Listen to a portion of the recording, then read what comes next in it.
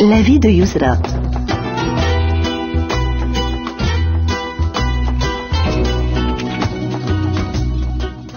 Yamna est inquiète pour son amie Yousra. Depuis qu'elle a accès à Internet, elle passe son temps à publier ses photos sur les réseaux sociaux. Sa participation aux Journées du patrimoine, sa visite du zoo et surtout beaucoup de portraits d'elle. Yousra adore également communiquer avec Yamna en ligne. Salut Yamna, tu as vu, ma photo de profil a presque 100 j'aime. Je vais dépasser Samia.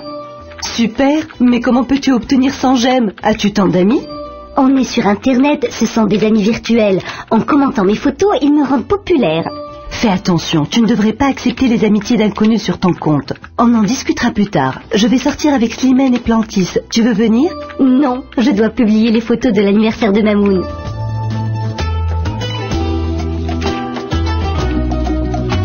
Yousra ne tient pas compte des mises en garde de son amie. En une journée, elle a accepté 10 demandes d'amitié provenant d'inconnus et a publié une 30aine de photos.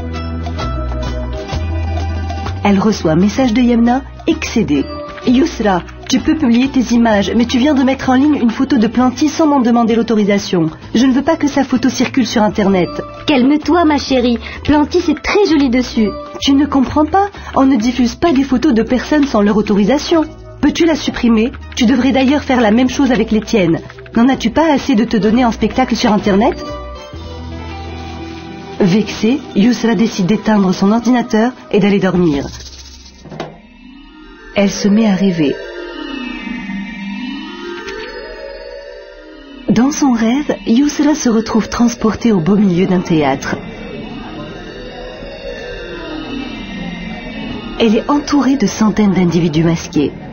Quel beau déguisement, se dit-elle. Je n'ai jamais vu une pièce de théâtre avec autant de comédiens. Au milieu de la foule, elle aperçoit Yamna, Slimane et Plantis qui l'interpellent. Yousra, vite, ça va commencer, suis-nous. D'un coup, la sonnerie du théâtre retentit, indiquant que le spectacle va débuter. Les personnes déguisées s'assoient dans la salle au lieu de monter sur scène, tandis que Yousra suit ses amis. Où allons-nous? Demande-t-elle. En coulisses, répond Slimane. Tu vas monter sur scène. Moi? Héroïne d'une pièce de théâtre? S'exclame Yousra surprise et enthousiaste. Une voix résonne dans le théâtre. Mesdames, messieurs, en exclusivité, notre pièce, La vie de Yousra.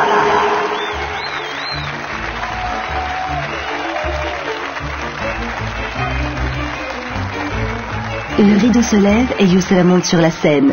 Au milieu du décor représentant son salon, son frère, Mamoun, lui donne la réplique. Salut Yousra, on va au cinéma avec les amis, tu veux venir? Oui, répond-elle allègrement. Mais laisse-moi me faire belle, beaucoup de gens nous regardent aujourd'hui. Excitée à l'idée de jouer sa propre vie, elle adopte des attitudes de mannequin et prend des pauses avant de sortir de la scène. Une voix annonce alors l'entracte. Le rideau s'ouvre de nouveau pour le deuxième acte.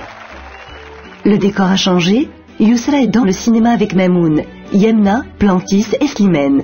Yamna lui confie en aparté. Je sais que tu aimes beaucoup Slimane. Fais en sorte de t'asseoir à côté de lui pendant le film. Chut, pas si fort, s'indigne Yousra. Je ne veux pas que les spectateurs soient au courant. Tous tes amis savent que tu es amoureuse de lui. Et je ne connais pas les gens qui nous observent. Yousra, mal à l'aise de voir ses secrets ainsi étalés, s'enfuit de la scène.